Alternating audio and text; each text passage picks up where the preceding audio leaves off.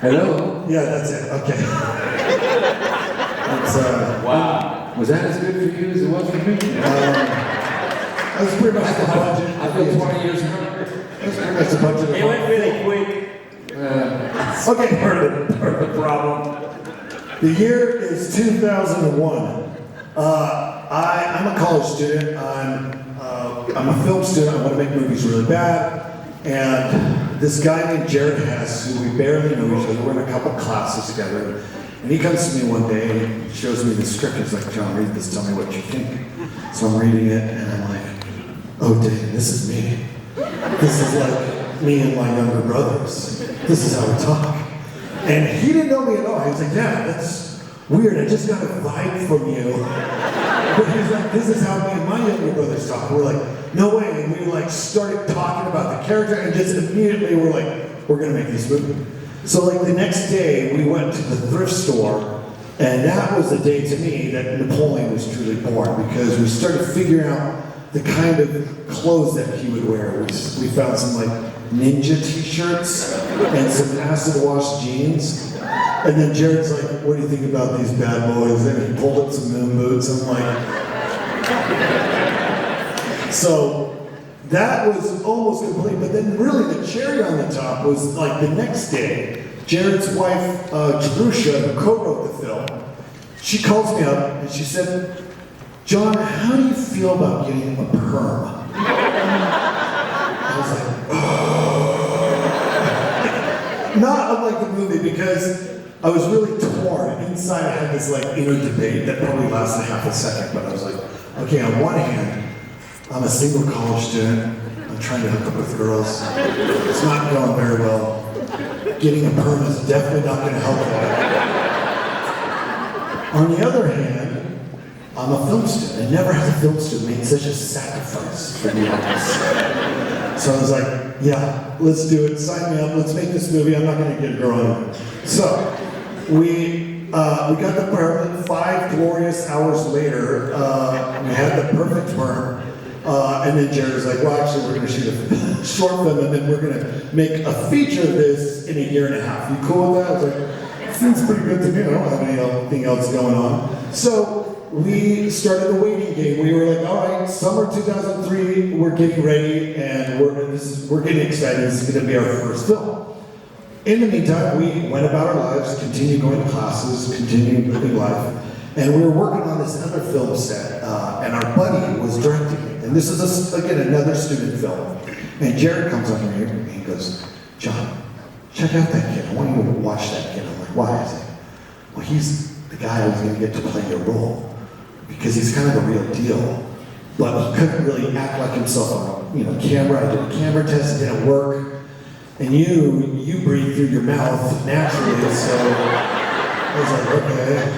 So I'm watching him, and it's the younger brother of our friend who's directing this short. And I think he thought he was like set security, because he was like just pacing back and forth. And I'll never forget, because he had this Gatorade bottle in his hand. One hand on the Gatorade bottle attached to a lanyard around his neck. And he always had it at the ready. He was just like...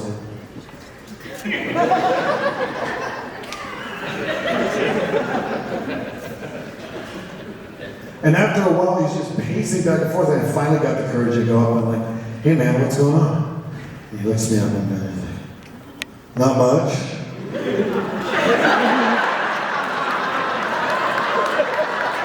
And I froze, and I locked eyes with Jared, and we both telepathically told each other, we're putting that in the movie, for sure. So, the summer of 2003 finally rolls around. We're ready, we're super excited because it's my first movie, it's Jared's first movie, and all the rest of the crew were just buddies of ours at BYU. And so we were like, okay, we're gonna do this, but then I go, Jared, this is great, you got me, you got Aaron Rule, who is another friend of ours to play Kip. But other than that, we're like, who are these, insane people you're gonna get to play the rest of these? We get this is our humor. Who are you gonna get to play these other characters? He's like, we're going to Hollywood. I'm like, what? No way. Like, tell me more. He was like, well, you ever seen Real Genius? I'm like, yes. Remember Laszlo? Yes. That's Jon Gries. He's gonna play Rico. I was like, are you kidding? Dude, I was freaking out. I've never worked with an actor, let alone a B-movie actor. I was just like, oh my God, like, I'll take anything. So I was like, okay, who else? And he's like, well, you ever seen Waterworld? I'm like 50 billion times. I love that movie. He's like, remember the little girl with the map of dry land on her back? I'm like, yes. That's Tina Majorina. She's gonna play Deb. I'm like, that's so stoked. I was like, okay, who are you gonna play Pedro? He's like, well, you ever seen a film called Kazam starring Shaquille O'Neal? I'm like, Shaq is gonna play Pedro. He's like, no, not Shaq, no. There's this other guy, he plays like a delivery bully in the movie. His name is Efren Ramirez. I'm like, who? Yeah, you see that now. I was like, and then Jared showed me a picture of his headshot, and I like saw his mustache, and I was like, oh yeah, that's Pedro. It was a baby picture. So, look, I mean, needless to say, we were super excited to have these guys come. We were kind of intimidated. We were like, kind of expecting them to come rolling up to set in like double-decker trailers with like hand masseuses and an entourage and stuff like that. But then we realized, no, this is an independent film. There's no money. There's no way they're doing it for the money. They must have liked the script or something. I don't know what's wrong. I mean, sorry, not what's wrong with you. What'd you think when you first read the script? What's wrong with you? When I came home from school. Well, yes, no, there's nothing wrong. Well, I don't think there's anything wrong with it, but I did do a movie called Kazam, right? Not many people saw. But I did work on a TV show. You guys might know it's called Even Stevens. You guys know that show? Yeah. And so, you know, and I was just going to school at the time, and they called me up and they said, hey, listen, you have an audition for a big feature film, and it's called The Alamo. I thought, like, okay. And it has all these stars, Billy Bob Thornton, Dennis Quaid, and it's going to be shooting in Texas for about 7 weeks, 8 weeks. And then, okay, cool. And I think it was going to be like the general son or something. I don't know. So, and they said that you also have another audition for another film called Napoleon Dynamite. Another historical film. And at that point, I wasn't able to get a hold of the script, just pages from the script. So, you know, I'm like looking at Napoleon Dynamite, I'm like, wow, build your a cake or something. What is this? So, I go audition for The Alamo, and I'm like, okay, all right, what do I do with this character? All right, I'm just gonna wear my father's clothes. And I'm like, okay, and I take the bus, right? And I go to the audition, and they're the director, cast director, producers. And we're doing the scene, I'm doing the speech, right? And I'm like, okay. Well, I don't have much to say, but I hope the people can stop. Slower. Okay, I'm nervous, right? Well, I don't have much to say, but I hope stop. Slower.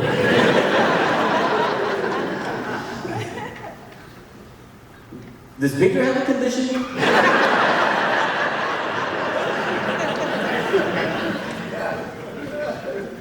I don't have much to say, but I hope that people vote for me or something.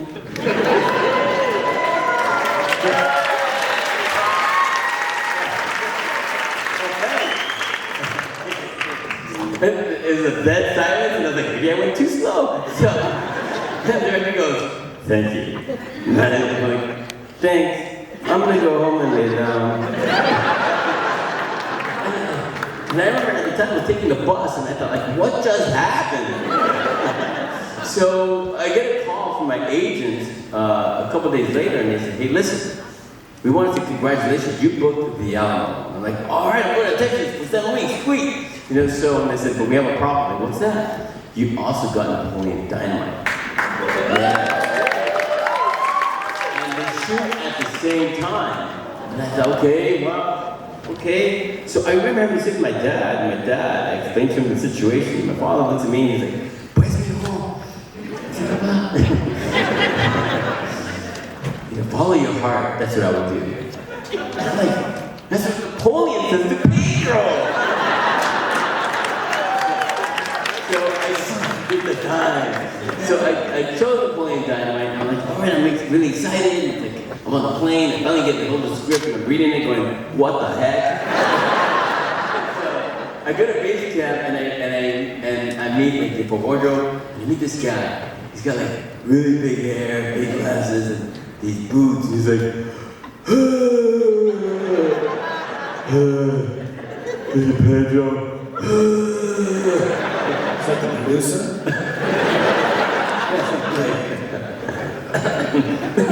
And I'm like, What was that? and I look to the side and I see Rex Kwando and Fonda. And then I see Kip. And I'm like, what kind of movie is this? Okay, well, these guys are college students who are just putting a film together, an independent film that they believe in. And I thought, you know what? They're taking a chance, but they're also taking a chance on me. And I thought, wow, maybe I could bring something to the table. Maybe I could offer them something. And then magic happened, and here we are 22 years later in my hometown.